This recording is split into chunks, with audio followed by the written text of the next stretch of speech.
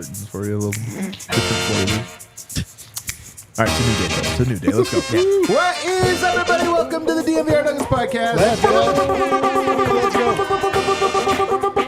Man, these keep getting longer and longer, I feel. Don't you feel they're getting longer? Are the Nuggets not getting better and better? It's like... You're right. You know what? Let's just roll with it. Presented by Bet365. Never ordinary. Certainly not today. Hangover day here with the DNVR Nuggets fellas. And I got to tell you guys, Hangover never felt so good. No, I agree. I was literally hungover yesterday and it sucked. Well, this one will be a lot better because we're just going to relive last night, give some updated perspective on it. An all-timer for me personally, so I can't wait to get into it. In fact, such an all-timer that it inspired us to talk about, all right, what were the best nights of the year so far for the Nuggets? There were 11 games that to me I could recall as I was going through this, which tells you there's a bunch of games that you kind of like don't instantly recall. What it does is it reminds you how much of your life is just disposable. Yeah, exactly. But there's 11 nights that were not disposable this year. I also have some very interesting stats, including one about Aaron Gordon dunking everything lately, you guys. I don't think you even realize how much he's dunking everything. I did see your tweet, but good tease. Oh, yeah, I guess I did tweet it out. And then we're just going to talk about what's the story for the Nuggets this year to help me out. The most hated man in America, Brendan Vogt. Oh, no. Got home safely last night. Hey, I love these off-day shows. I really do. The lounges are super fun. In my mind, they've always been distinct. They're post-game shows. But we have such fun with them. But God, I love coming in here to like chop it up with you guys and have a conversation. I think we're good at it, actually, much to my surprise. So. I'm feeling that energy, dude. My God, man. My guy over here. Let's find out if D-Light has that energy. Probably not. Not even a little bit. But I don't have it either. I'll just draft off you guys. Fine. Listen, I also enjoy off day shows, but I don't have like the internal push. But I'll do a good job. I might. I'm feeling super energized. I'm not going to lie. Just that game gave me energy. That's why I'm so energized. Over there, Harrison Wind. I just want a little of whatever Vogt has. Black coffee. Whatever he's taking right now, I need. Black coffee, just to be clear. There's got to be something else. I would tell you. Honestly, I would tell you, and you know it. So. Whatever you're on, don't tweet. Oh, no. Random games in the NBA. You never know what you're going to get. Sometimes you can anticipate, like that Celtics game. We were building towards that for, 4 days or so of anticipation. You're getting excited for that. But some games are just games in the NBA. Then you start watching Nuggets Raptors. The most obvious trap game you could see on his calendar. It's an Eastern Conference team. It's Monday night. It's at the end of a very good... Last night's game in the first half honestly followed a very predictable script. I wish I would have bet money on like a first half line or whatever because it just felt like they were especially listless. The third quarter even started, and they were still kind of, weren't quite getting it together. If you guys recall, it feels like it was a second half comeback. It was really a last 16-minute comeback. And so you're going through that third quarter, and there's no energy in the building. It was kind of dead, and it just kind of felt like one of those nights where you're like, well, I'll delete this one from my memory pretty quickly. Then once they turned it on, it just felt like it happened in 5 seconds. To me, watching the game at the arena, it happened in 5 seconds, and... I'm sure you guys had this sensation as well. The whole halftime, third quarter, all of it, you're waiting because you almost felt like, I know it's coming. Yep. And once the Nuggets got like 2 buckets in a row, I swear all of Ball Arena like stood up. And it was like, here it is. This is the thing we've been waiting an hour and a half for, and it's happening. And that crowd just rode that wave. And that to me is what stood out. That's why last night was one of my favorite nights of the year, is I got to be at the arena and feeling the momentum of the crowd be like, oh, here it comes. And then sure enough, everybody was right. That's what made that game so great. Yeah, I mean, there was a clear crescendo. In the bar, we were all just kind of sitting by ourselves. And,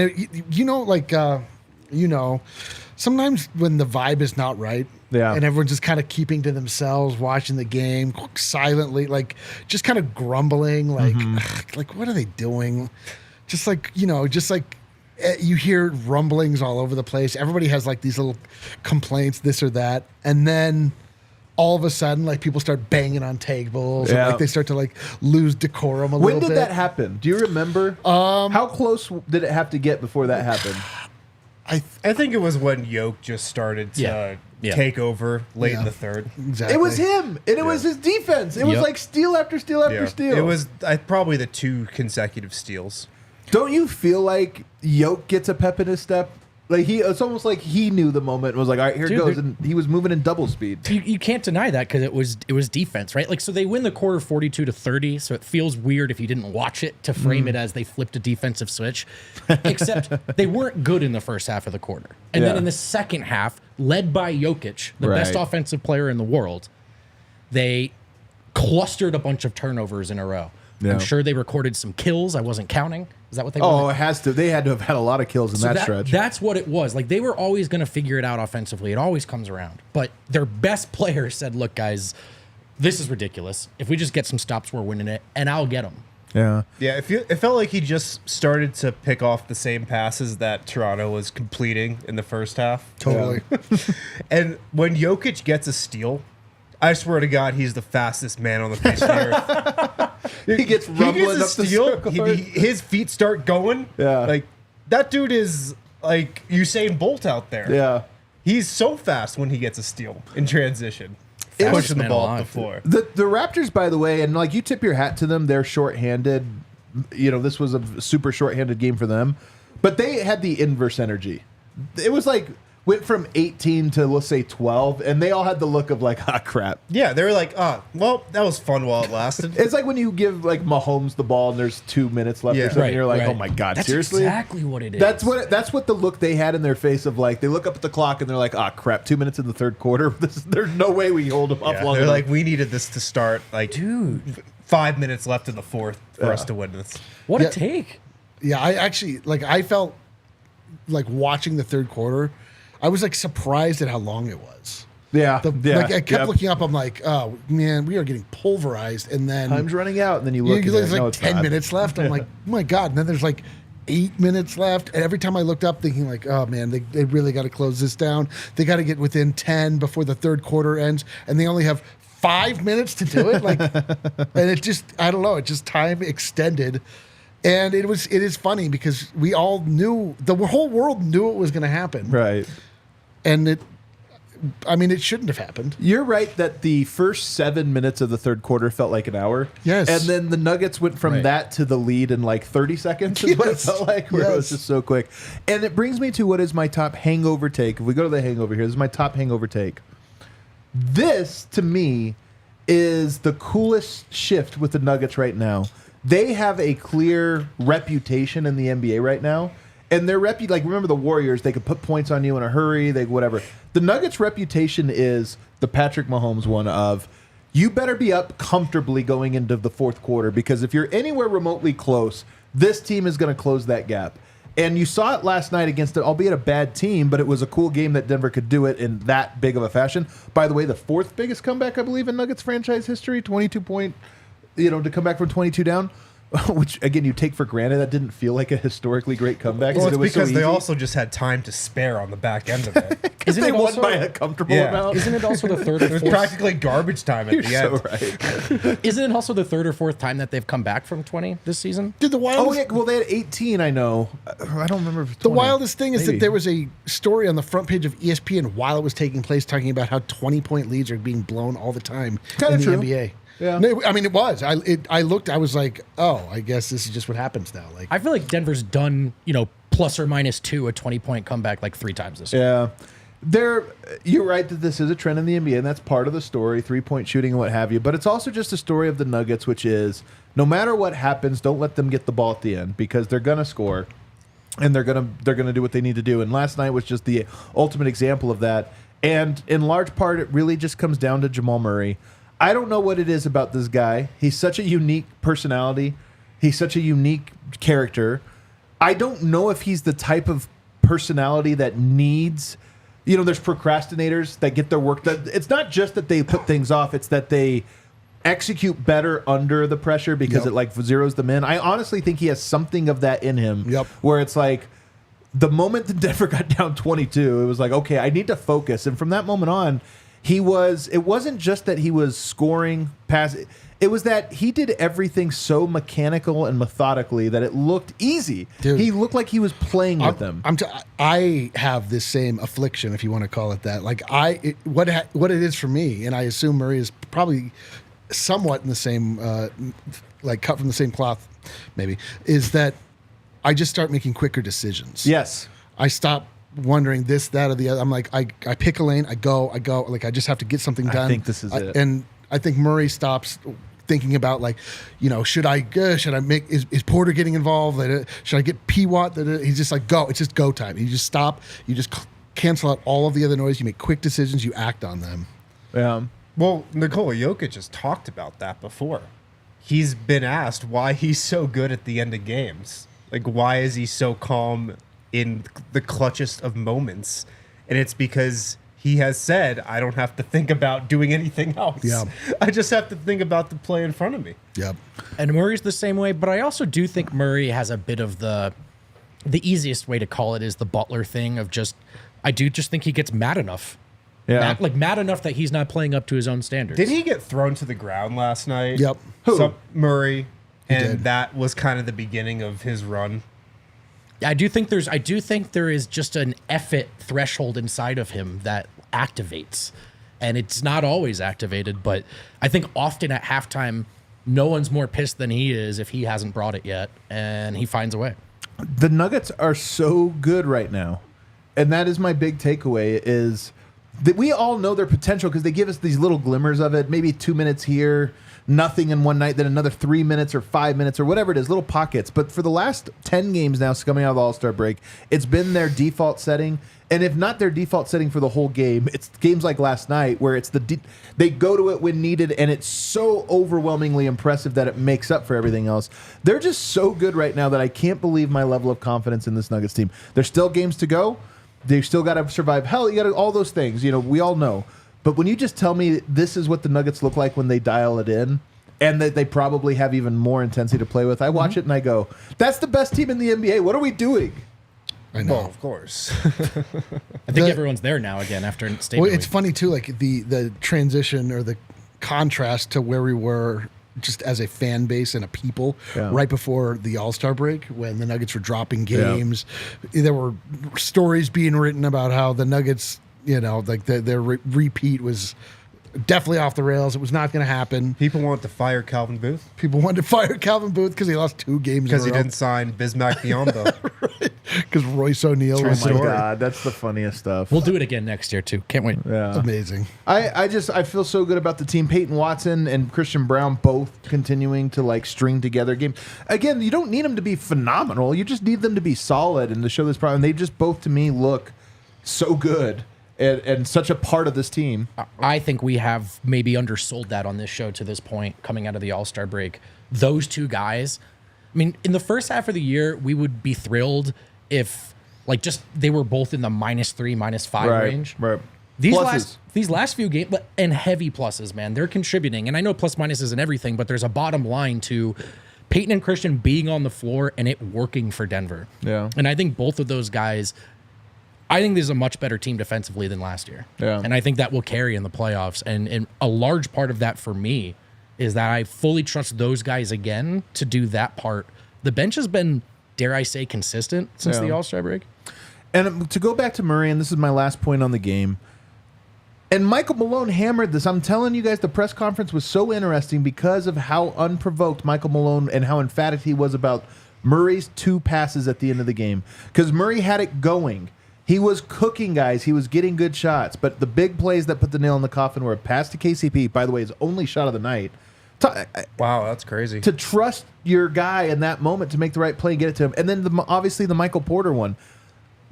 I think, and we were critical of Jamal in the playoffs last year, the one game they lost, game 2 of the finals, that was the one game where I felt like Murray was trying a little hard to win it, to be this. And he learned, I was so nervous about it, but he clearly learned from that game because games 3, 4, and 5, he was perfect, absolutely perfect in every way. And I just felt like last night was an extension of what we saw in games 3, 4, and 5. He was transcendent as a scorer, transcendent as a floor general, and aggressive. And yet at the end of the game, when the play called for him to skip the ball to the corner for Michael Porter, he made it perfectly timed and everything else. And I just watched that and I go, man, Murray, he's looking really special. I have some numbers on Murray that I want to get to in the other side that are kind of interesting, I think. I think you guys will find them interesting. But up next, was this a top 5 game of the year? Was it close? Is it in the hunt? We'll talk about that on the other side. Guys, it's Miller time here at the DNVR Bar. Miller Lite, so psyched to have these guys on board. Miller Lite keeps it simple, undebatable quality, great taste, only 96 calories as well. It's the beer that strips away everything that you don't need and holds on to what matters most. It's a light beer, but the difference between Miller Lite and a lot of other light beers out there is it actually tastes good. It actually tastes like beer, less filling and only 96 calories. It's the original light beer since 1975. Times change, but you can always enjoy the great taste of Miller Lite. Tastes like Miller time. To get Miller Lite delivered right to your door, you can go to MillerLite.com/DNVR, or you can find it pretty much anywhere that sells beer. Celebrate responsibly. Miller Brewing Company, Milwaukee, Wisconsin. 96 calories per 12 ounces. Perfect for any occasion. And I was about to say it's warming up outside, but we are about to get some snow. Yeah. So it's perfect for that as well. Stock up on some Miller Lite today. Guys, I think that Bet365, they may have caught on to the unders thing, the unofficial rules change. Okay. It seems like, we'll just say Vegas in general has caught on to that. How crazy is it that that's just universally accepted, that the NBA's changed its rules mid-season? I love it. It's like the way that everybody knows that the playoffs are officiated, so it's kind of like it's kind of nice a preamble. But I bring this up to say, guys, there's still a loophole. There's still a loophole. Uh-oh. I don't know if you've heard us talk about it enough. Sometimes teams get up by 20 points and they don't win. The NBA early payout offer at Bet365 is awesome because you can get your straight bets paid out or parlay selections marked as a winner when your team goes up by 20 points. That's hit several times for the Nuggets this season. It's also hit several times against the Nuggets this season, even in games when they've won. There's also a couple boosts you can get right now. If you sign up at Bet365 using the code DNVR365, you get a bet and get offer where you place a bet of $5 or more and get $150 in bonus bets, or a first bet safety net offer by placing up to $1,000. And if your qualifying bet loses, you receive a matched refund in bonus bets. You do have to be 21 or older and physically located in Colorado. Please gamble responsibly. If you or someone you know has a gambling problem and wants help, call or text 1-800-GAMBLER. So, did you guys see on Bet365 last night at halftime? We were texting this to each other. I was like, man, I kind of feel like the Nuggets are going to win. They're down 18, but I just feel like they're going to win. Let's all go make some money by betting on it, man. Let's go bet on this. I'll bet you the odds are great. The Nuggets were favored to win. The ultimate sharp Adam. This is the craziest thing is it started at plus 100, which is basically even odds, and it closed at minus 120. Meaning everybody on earth was hopping on to bet Nuggets down 18 at the half. Yeah, that's wild.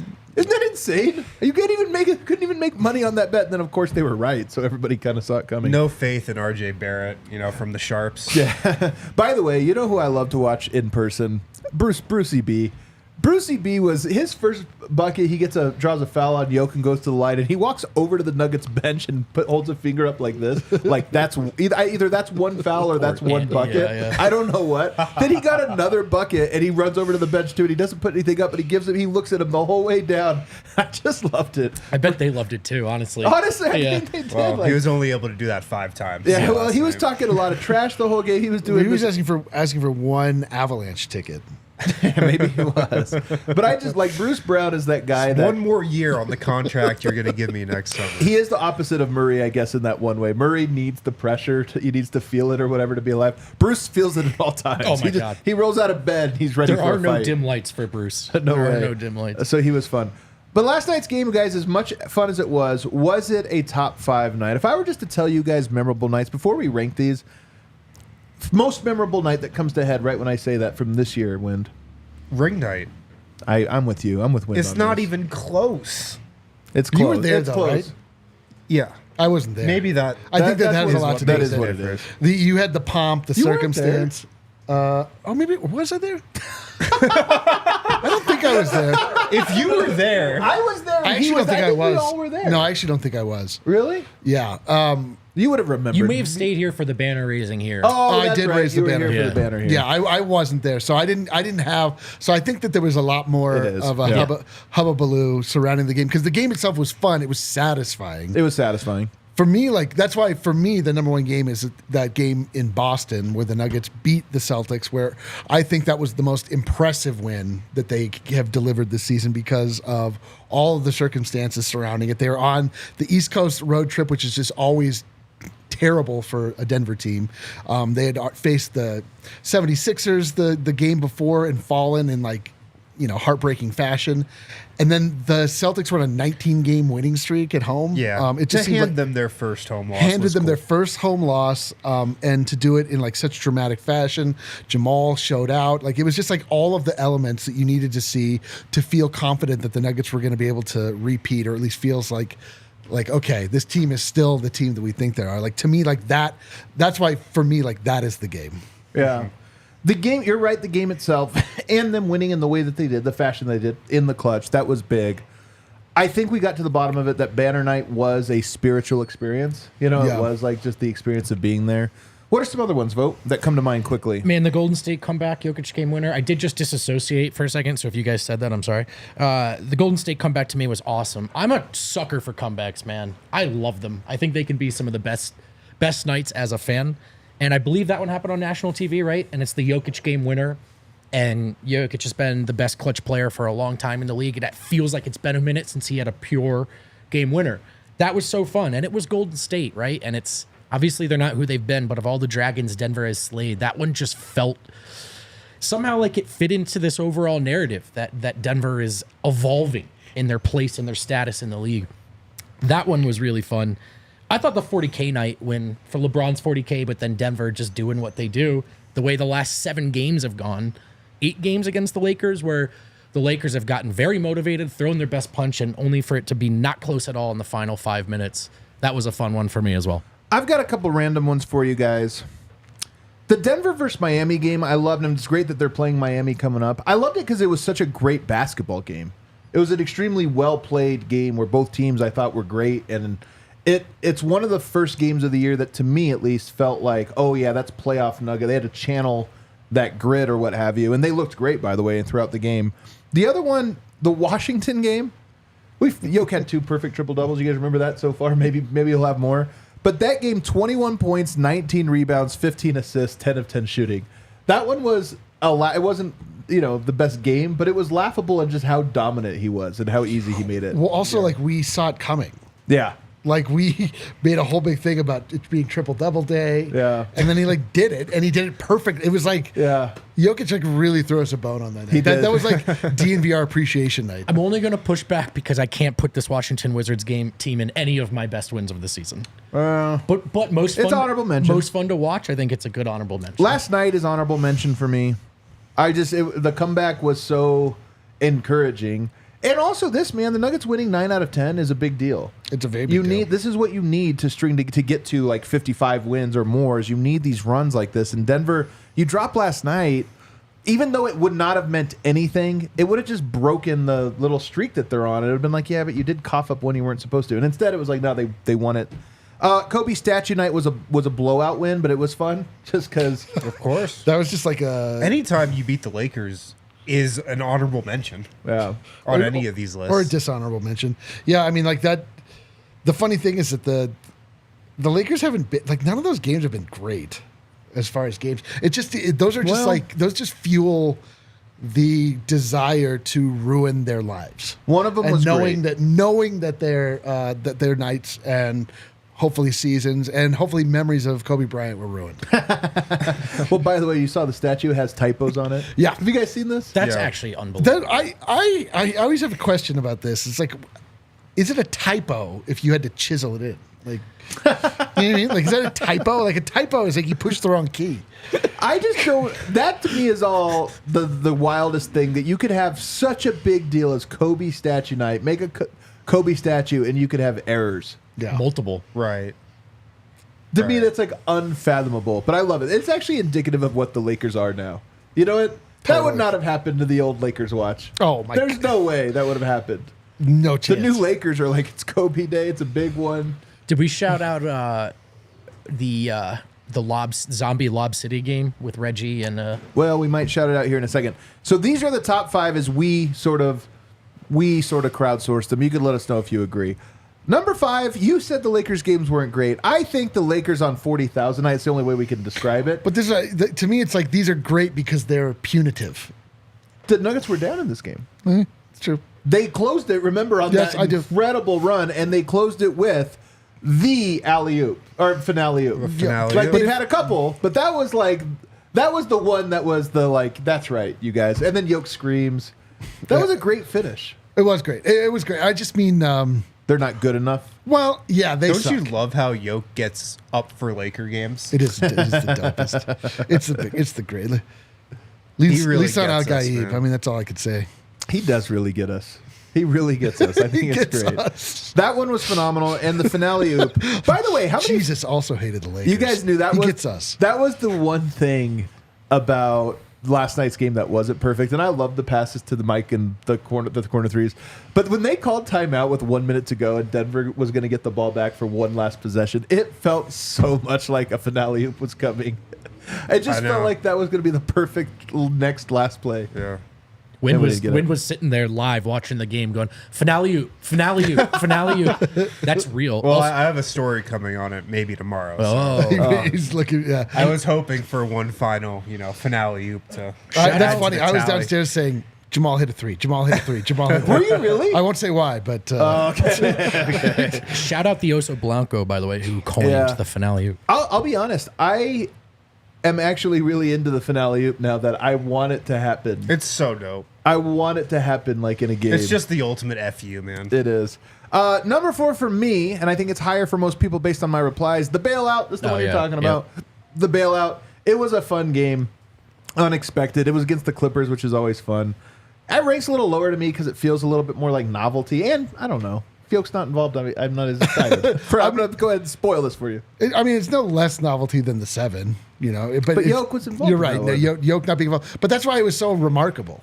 Yeah. For sure. It might be more remarkable. It was incredibly remarkable. It was Reggie Jackson and DeAndre Jordan just absolutely taking it to the Clippers. Like if you to think about that now, ESPN's favorite to win the NBA title, the Clippers, were dispensed by Reggie Jackson and DeAndre Jordan. Like those, DeAndre Jordan hasn't played a game in like 10 games. Yeah.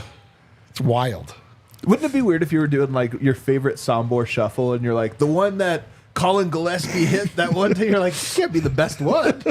Well, I don't think you can shoot a Sombor shuffle unless you're from Sombor or in Sombor.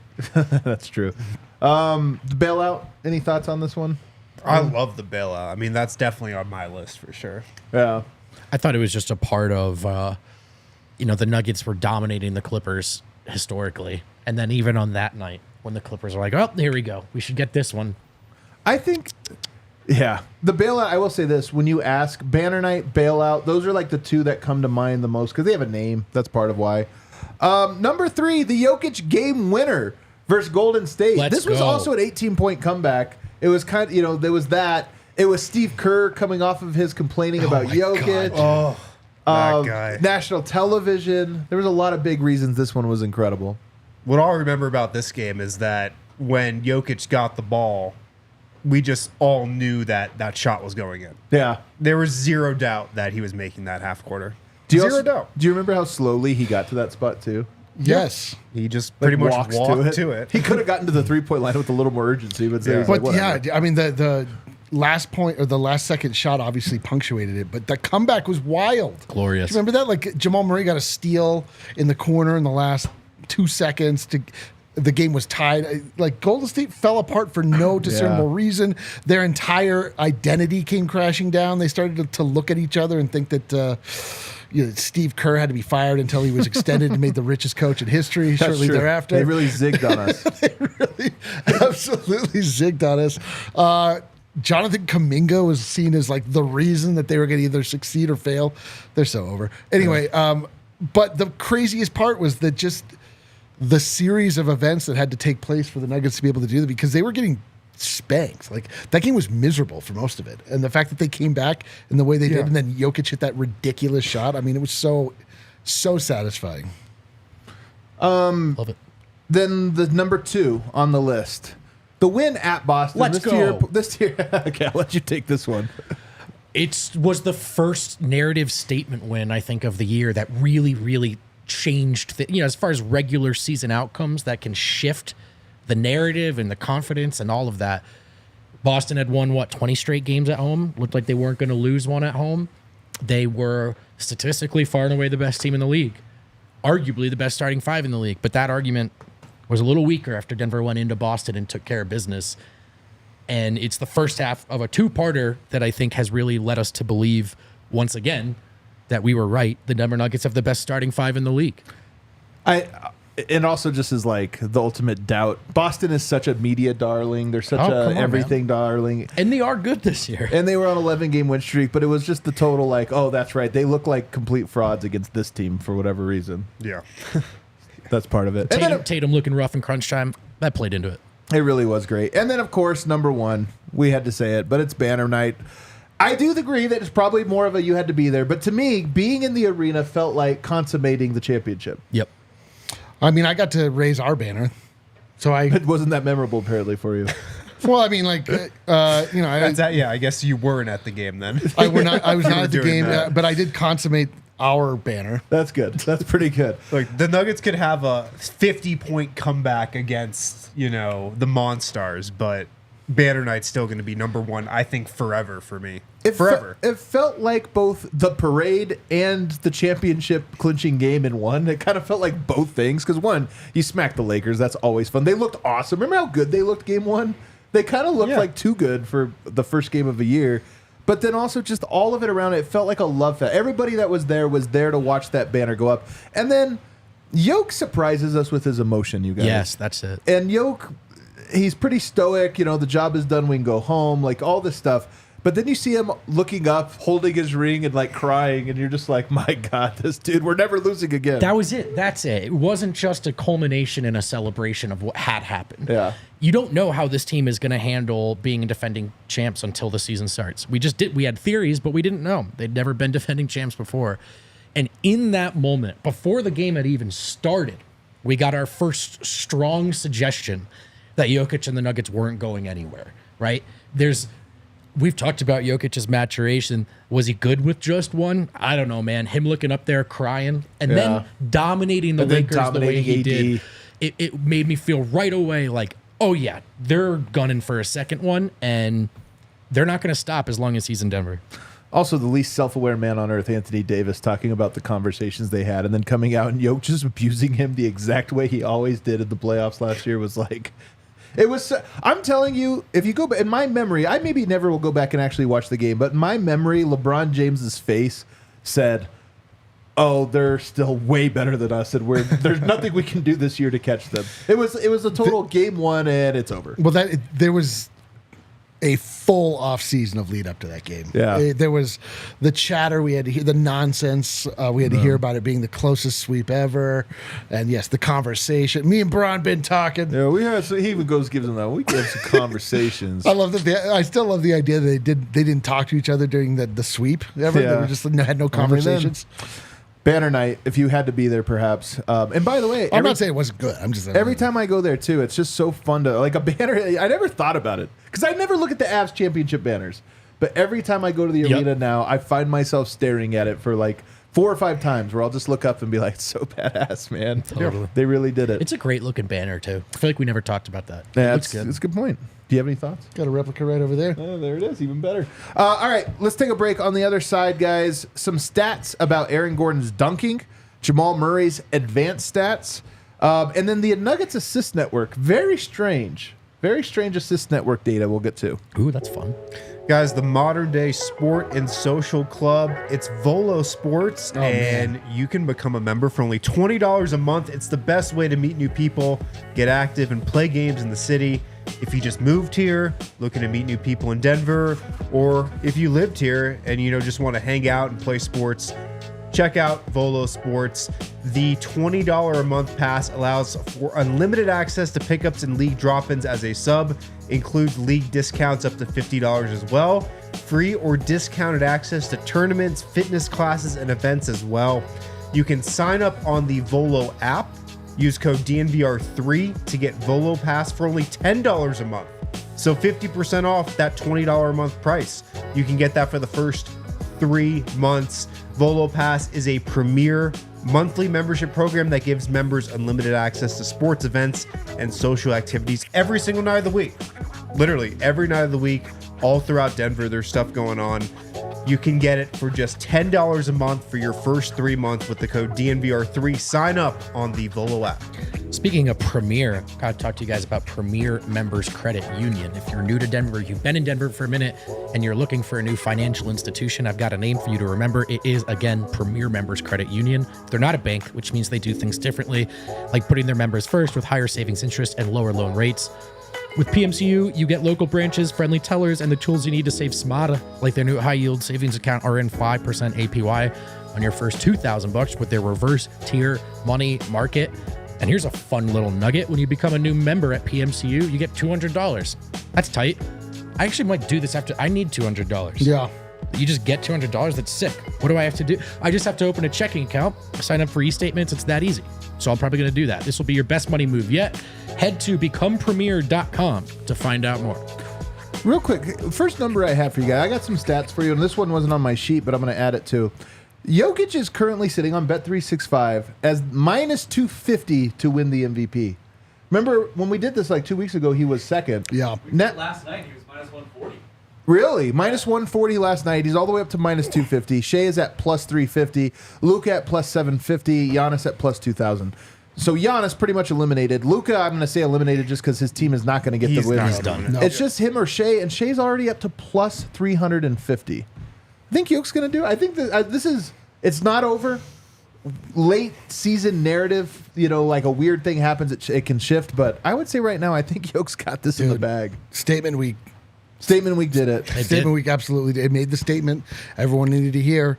They had nationally televised games. They beat the Boston Celtics. He had stat lines that were just impressive on their own, and then they had results that were impressive, and he answered all of the questions anybody had, and like you just hear the national pundits have all resigned themselves again to just be like, who's the best player in the world? Even if they hate saying it, like they can't not. And so it's beautiful. It's a beautiful thing. We talked about this a little last night, but the talking points around Jokic right now are hilarious. Like every talking point is just, he's so good that no defense or no defender has a prayer in stopping him. Yeah. Like, that's just a universally accepted fact about Nikola Jokic right now. There's nothing you can do to stop him. I think that's crazy. I said it on last night's show. I want to say it again because I really believe it. Like, he's reached the LeBron MJ level of he's not competing with the other players in the NBA anymore. This is the surprising part. He's not. In the narratives and the conversations, it's about where he belongs all time. Yeah. And that'll be the conversation as we move forward. And in truth, and I think the MVP odds reflect this, SGA is an incredible player and is one of the very, very, very best players in the league. There are levels to this, and Jokic is on another one. The honest, and look, this can go away. You got to keep winning now because when you're part of being judged at the standard. But it is funny that Giannis never really got to the point Jokic is at now after his championship a little bit, but never got to the point where they're like, he's clearly the best player and it's going to be a matter of time. And right now that is how everybody treats Jokic, as he's the best player. And my favorite part of it is I actually think there's a shift in Jokic. Last year we all know he threw the MVP. He didn't want it, this or that. I think there has been a real acceptance. What was the tarot card? I think there's been an acceptance by Jokic of his own supremacy. Like, this is the turning point for Jokic where he's like, no, I am the baddest, and now I'm no longer afraid to be shy about that. I was thinking about that the other day. He pulled the Emperor card. Yeah. And then we went through that whole breakdown of his logo where he basically was given an emperor's crown. Okay. But I didn't think about that at the time. Like, all of the cards are lining up. Okay. Well, and remind me, though, the Emperor's card, it was something about assuming your role as the king. Like, basically, the entire gist of the tarot card reading was that the Nuggets fans, Nuggets themselves, have to just sort of accept, yes, they need to act as champions, basically. Like, was the whole tarot card reading just a ploy to get the Nuggets to change their logo on Twitter? I think so, yeah. Okay. I think so, absolutely. The whole thing, like, we brought in Ariana. Yeah, it's like digital associate, Ariana. I was able to get through it. Yes, absolutely. Aaron Gordon dunks this year. He has 142 dunks this season. Last year he had 178. That was a record.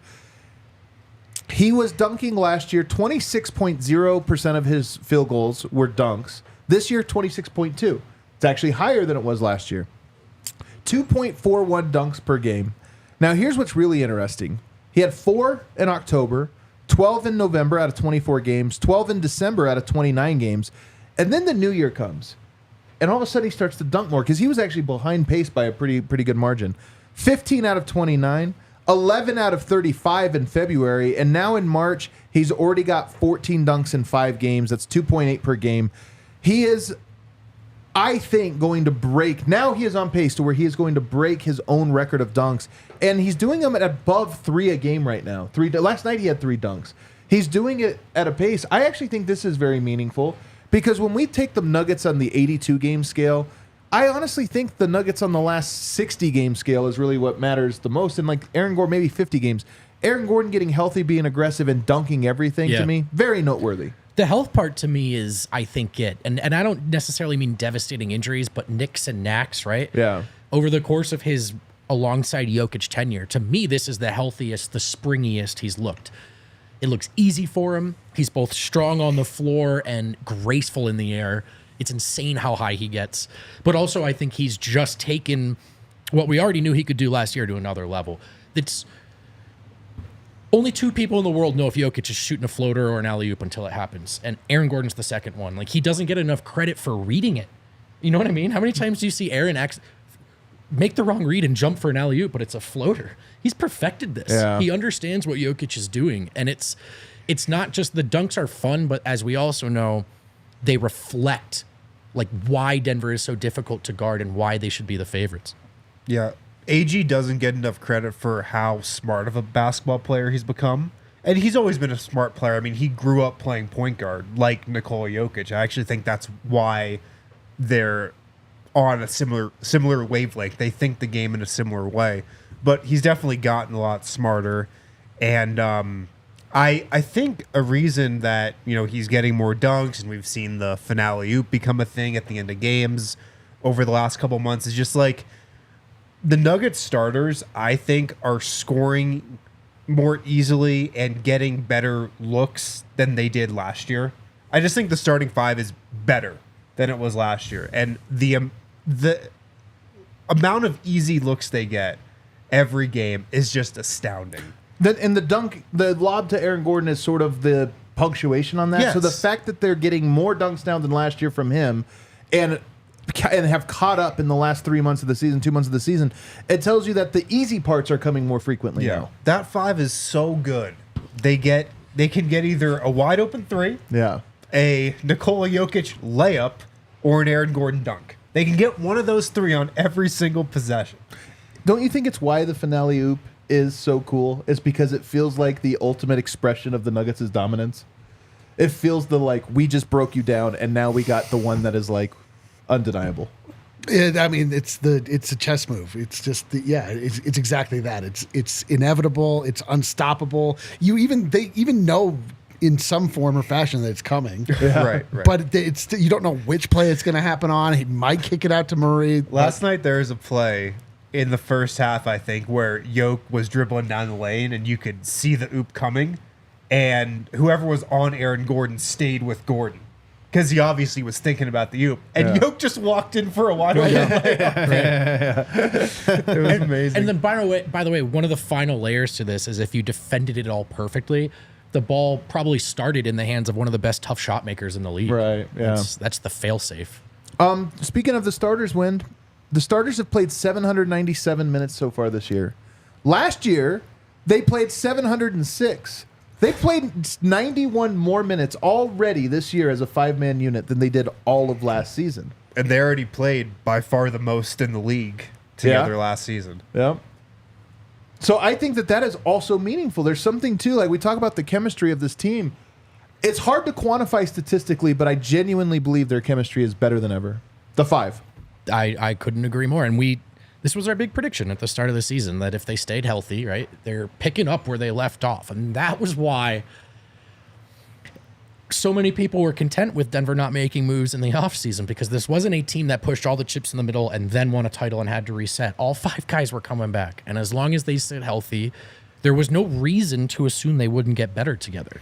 It'll be interesting to see. They'll probably get to 900 minutes as a lineup. I'd be curious to see how many 5-man lineups played 900 minutes in a season before. I'll bet you it's not many because one, Denver plays more than most just on average. They've had, knock on wood, pretty good health. So I would bet it's pretty rare. For sure. Jamal Murray's advanced stats, fellas. Box plus minus this year is 3.6.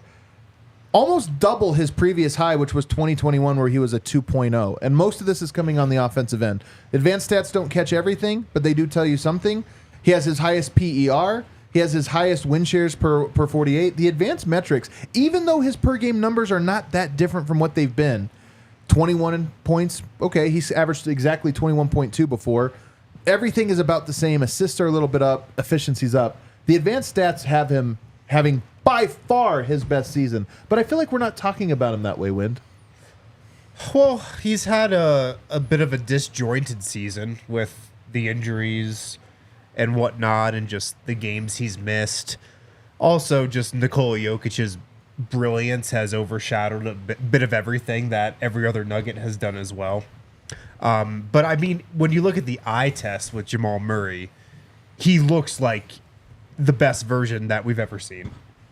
I've never seen, a better version of Jamal Murray in the regular season, I don't think, before. Because he's a complete basketball player, man. I mean, he can do everything out there. He can score, he can distribute, and I mean, his table setting is at another level right now. I mean, last night, double-digit assists. What do you have? 1 turnover, I think, last night? I think 2, but 12 assists. Yeah, like he is just seeing the game right now so well. The game is slowed down to just a snail's pace for him. But, I mean, I think the reason we don't talk about that more is just because we have the greatest player, maybe in the history of basketball, to talk about. Yeah, and it has been, like you said, a really disjointed season for him.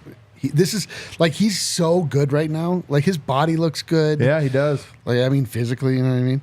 But also, like he looks like he's in shape. He's running well. I mean, like shin splints aside, little bumps and bruises. He's working through stuff. It's just like the Murray thing is always this every year. Legs, something's holding him then back. It's also like, the Murray stagger with the bench. We spend half the year talking about how that doesn't work. Right. There's just all of these things, but like right now, he's so locked in. Yep. Be it that he is in better shape, be it that his mind is right. There are probably a lot of different factors. Maybe he is procrastinating till the end of the season this year, and like now he's like actually really locked in, or just he's free of injury. Whatever it is, like Jamal Murray just looks different. He looks different than he's looked the entire season, and I don't know. It's over, man. Yeah. Game over. I just think there's something to it. And it's hard to say. I think why we're not talking about it more is he was better in the playoffs than he is right now. Yep. But he's clearly better right now than he was last year in the regular season. And our expectations got a little high with, I think rightfully, to like, is this going to be the year of Jamal Murray, right? So it's maybe we had a bigger leap in mind, which now is detrimental to our analysis in that he has made one. Yeah. He is playing his best season. The other thing, too, is like, look, if you miss 16 games, it's hard. The complete, like Wynn said, is disjointed. The complete picture it's not as easy to see, right? Like we've watched a lot of without Jamal. But when he's been on the floor and when he's played his best, he's looked really, really good.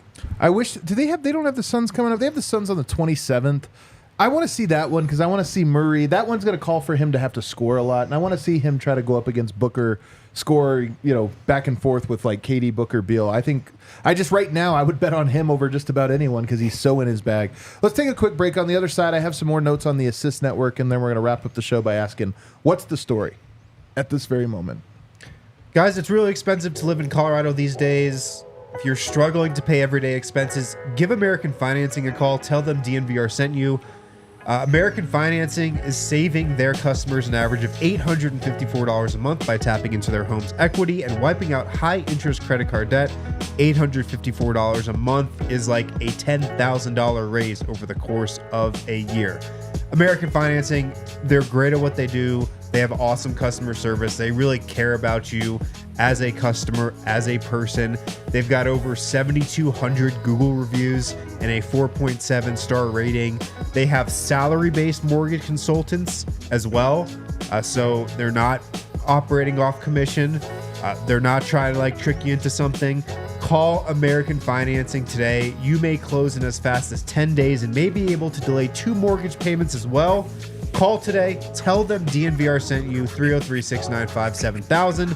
303-695-7000. Or go to americanfinancing.net/DNVR. By now, you know what to expect at the DNVR Bar. Watch parties for every Denver game, sound done, and a great crowd. But don't forget to be checking the DNVR event schedule. You can follow us on social at DNVR_sports or go to thednvr.com/events to check out the calendar. Here's what's coming up.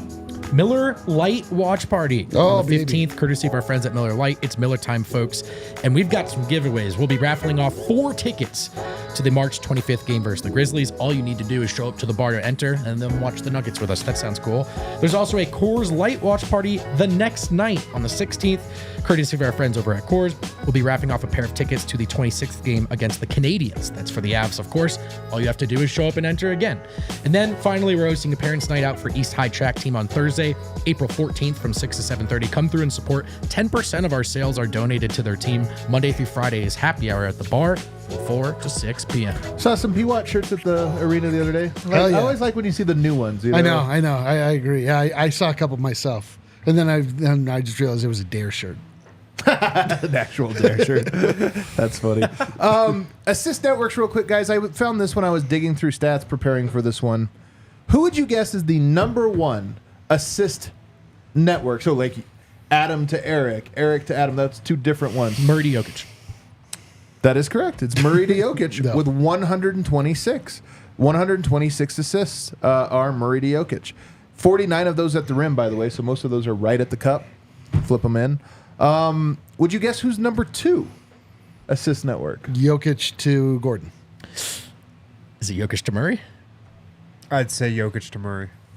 Jokic to MPJ. Let's go. 122 assists this year from Jokic Is it because to nobody Michael else Porter. assists Michael Porter? I don't know. That's part of it. But it is very eye-opening to me that nobody guessed that because I wouldn't have guessed it. It really blew my mind. It's almost number 1. I mean, it's only 4 assists fewer than Murray to Jokic. That is very surprising. I think Are you there's sure? I know, right? Like I feel like we're getting. Well, it's only surprising to me because Murray and Jokic are an unconventional pair, and Jokic finds Murray plenty as well. That he's looking for MPJ is not surprising to me. It's been something that's been growing, I think, budding for a couple of years. And Jokic is not kidding when he says, I think it's going to go in when he shoots it. I think Jokic actually sneaky loves throwing to Porter. I really do. Yeah. I think that he's learned a lot about it, and to me, that has not been the case. It has been other people in that pecking order. Porter vaulting himself up there is meaningful. Number 3 is Jokic to Aaron Gordon at 106. We all know that one. Of those 106, only 6 of them are three-pointers.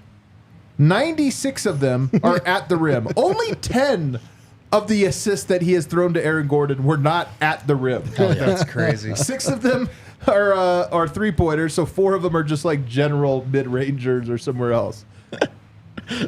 That eye test checks out. That's maybe my favorite stat on the team right now. It's wild to think it's one of the best assist pairings in all of the NBA, and they're almost exclusively for dunks. It's amazing. That's actually pretty Just throwing the remarkable. lob. Number 4. Jokic to KCP. Wow. 93. Murray's way 93 down here. assists to KCP. That's wild. Think of how many more KCP would have if he could hit a layup every time. I do think this Those time, aren't breakouts. Come on. some of this reflects the obvious, which is how much more complete Denver's starting lineup has been. Because back in the day, like the early days, I think when it was still Gary and Will, Murray to Jokic was 1, but then Jokic to Murray was 2. Like Right. that was the whole thing. Yeah. And I think now this is really cool to see how that network has expanded and I think is more well-rounded. What I think, because then Jokic to Murray is 5th, and it's 90 assists, so it's like right behind KCP. But what this tells me, or what I think this means in the data is that Murray has become a much better facilitator, table setter, and everything else. So that by the time you're delivering it to Jokic, there's a lot more of either score or kick it out to the other options now, Right. and probably a little bit less like reliant on the two of them going back and forth. But to me, the Jokic going to Murray has gotten no weaker. It just means everything else has gotten stronger. That's why it's so Well, I cool. also think because so much of the Nuggets offense starts with Jokic to Murray, dribble into the lane to somebody else. Yeah. You know, like that's how 75% 75% of the Nuggets offense goes, it feels like. But I also think now Murray, to Adam's point, like 4 years ago, that just results in more Murray points. And now it to a bigger extent, a larger extent, it's resulted in KCP buckets, MPJ buckets, et cetera, et cetera. Reggie Jackson to Jokic is next on the list at 69. Murray. Nice. The next one after that, Murray to Porter, 59. Pretty interesting. That's Murray's second most. I mean, he obviously to Jokic is first most, but Murray to Porter is his second most assists. Yeah. Been tracking this since the All-Star break. It's a meaningful development. Porter had a good quote on it where he acknowledged that they're both looking for him and they've both gotten better at it. Murray found him for the dagger last night, and then in one of Porter's flamethrower games out of the break, I think Murray assisted out on his first 3 threes and ultimately 5 assists to Porter. That's stuff that wasn't happening last year. Whether or not you believe he was freezing him out, right? It just wasn't happening, and now it is. Jokic to Reggie Jackson, 57, which, by the way, Jokic to Jamal, 90, Jokic to Reggie Jackson, 57. On a per-minute basis, I think Jokic actually assisting to Reggie more than Murray, which is a little wild. Yeah, what? Again, Murray given to Jokic is more... I gotta look at this data. You can look into it, man. I'm just giving you the facts. When Reggie's on the floor, like, the Jokic, the point guard. Yeah, it's a lot of that. And then the last one, Aaron Gordon to Michael Porter, 55 assists. I gotta see all those. How about those 5? That simply doesn't add up. I got it. What about those 5 assists from Porter to AG? I bet those are fun. There's 5 and they're all lobs. I should see the Michael Porter assist network. Yeah. His number one is to. It's a smaller network. His number one, who would you guess it's to? Yoke. Of course. Number 39. Almost everybody on the Nuggets' number one assist is to Jokic. Is he number just 2 makes it if he scores it. Is number 2 KCP? Michael Porter, number 2 is Aaron Gordon. 20 assists. All right. Okay, all right. That's what it says here. Well, we'll see. What's the story about? Just to kind of wrap this up, what's the story about with the Nuggets right now? Is the story we could already put everything else is epilogue, or do you feel until the playoffs? What's the story, Wind? The story to me feels like the Jokic moment. It feels like Nikola Jokic is having a moment. Really? Yeah. I'm telling you, man, every podcast right now, every analyst, the take on Jokic is that he's so good that you just can't do anything to stop him. And he's in a rare air right now with that discussion where only a couple other guys have been talked about that way ever. I feel like it definitely stemmed from Statement Week, all the massive performances on national TV, culminating with how he played against Boston, which is still just etched in my mind because he was unbelievable in that game, a 30-point triple-double. But what still stands out to me about that game is just how he controlled it, how in the first half he got Jamal going, got everybody else going, and then picked his spots so carefully in the second half, and it never even felt like he was overly aggressive to score and still wound up with 32 points and just obliterated one of the best defenses in the NBA. I can't remember the last time another player was talked about the way Nikola Jokic is being talked about right now. That to me is the story. Yeah. For me, it's just the Nuggets are just, it's like the champs are here. The Nuggets look like the champions. The Nuggets are just rounding into form in such a way, like at the right time. All signs are pointing in the direction that we all thought it was going to. And they're so connected at this point. Like it's mind-boggling that they lost that game to the Suns. Actually, like I know that's like the one. I honestly feel if it weren't for that one, we'd be like out of control right now. Oh, we basically That one kept us humble. Kept us humble. It kept us a little bit humble. That's fine. But to me, it's just like the Nuggets are truly taking their championship form. They truly are like putting the rest of the league on notice. I mean, it just feels like a foregone conclusion at this point. Do you have a... Yeah, I mean, I think the Nuggets are on the cusp of evolving as an organization, like evolving for real and totally. If they finish this out the way that we hoped, with another title, of course, back-to-back, the way that we hoped this success would materialize in terms of how they're talked about, the benefit of the doubt they get, the way people around the league, from players to media, view the organization, You got to remember the Golden State Warriors were in a rough place before the Curry years. And the Denver Nuggets, I think, as an org, have a chance to level up in the eyes of everyone in a way that's lasting. And look, it's probably mostly about Jokic. But if they can take advantage of this, you're going to start to hear national broadcasters talk about them the way you talked about the Warriors and the Spurs. I think that combining your point with Harrison's point is where I'm at. It's less about Jokic and more about the Nuggets. The Nuggets are this close to becoming the Warriors, to becoming the team that sets the mold. And it like going back to back does that. Every decade there's a team that goes back to back and they become the team of that decade. The Denver's obviously one win away from doing that. But if Denver does pull it off and win, I think they actually become not just the best team of the decade, but the most influential. You already see it. Oklahoma City is going for continuity. You have all these teams that are going for continuity and ball movement and trying to build themselves up in Denver's image. But I think if they get through this one, we already saw it this year where teams are ready to crown them prematurely. If you get a second one, I just think it's like, that's the team of the decade. That's the defining team of an era. And I just think Denver is on the doorstep. I don't think they're there yet, but they're on the doorstep of that. And that to me is what the season is about. It's the season of arriving from there. Baby. Yeah, ascending from already the championship perch, but now you're ascending to that legend status, and it's pretty cool to see. All right, we got some super chats to get to.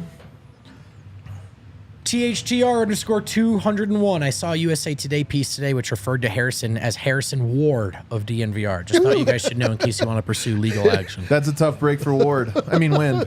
Dude, who is having a worse day today, Brandon or Ward? Yeah. Well, I think Ward right now. At this very moment, very moment. Nico Perez. Hey, boys, have you noticed that Jamal finally has his own distinct style from any other player? I love this. It has some Jokic flavors in pace. Thoughts? Just me? No, not just you. 100%. This is Murray's so fascinating. There's a million reasons he is a hard player to rank. Figure out where he is. But one of them, and it's not the most important one, I don't think. But one of them is that he is a very unique player. He's not Steph Curry. He's not Dame Lillard. He's glitch. He's his own version. He's not Kyrie. He's somewhat like if you put Kyrie on one side and Steph on the other, and then just kind of met them in the middle. I feel like they're almost that player. Right. And that's what's cool about him is he's so unique. And I honestly, one thing I will give Murray credit for that we don't give him a lot of credit for, I think some of his low numbers scoring and stuff is because he is buying into a system. Not all of it. I think he should be a 25 point per game scorer, but at least some of it is that it's better than if he was a 25 point per game scorer on 7 more shots. Right. He's not, and I think he deserves credit for that. So Agreed. All right. Cue that outro music. Tomorrow, Miami Heat. I'm excited for this one, man. Always good basketball, Nuggets Heat. Oh yeah, that I thought. What is this? My microwave? I love that you included that on the honorable mentions list. It was a great game. Just a well played game. Yeah. I like Bam Adebayo. Are you excited for it? Kind of. Although I just kind of want to get to the playoffs. If I'm being real. Really? I'm kind of there. You're over the regular season? I mean, I just don't like. I don't know that there are a lot of tests that remain. They don't mean anything. They're just treats. That's what I mean. Like I guess, and a treat now is that if the Nuggets take it so unseriously, they can come back and win against a deeply inferior team. So, I don't know. I guess we'll see. We might get more finale oops though. Fine. How many? What would you set the line at for finale oops remaining in the season? See, it's tough because that generally punctuates a dominant closing of the heart. I'll say it just means to be the last meaningful point, meaning de facto ends the game there. So it could be to go up 10, it could be up to go up 4, just as long as that's the one that's that's the nail in the coffin. I don't know, man. I don't know. 0.5? Would you put it that low, or would you put it 1.5? It probably. I mean, it's probably It's 1.5 or 0.5. We'll see. I guess. I don't know. I hope we see another one. Everybody, thanks for hanging out with us. Thanks for the super chats. Hit that like button on the way out. See you tomorrow.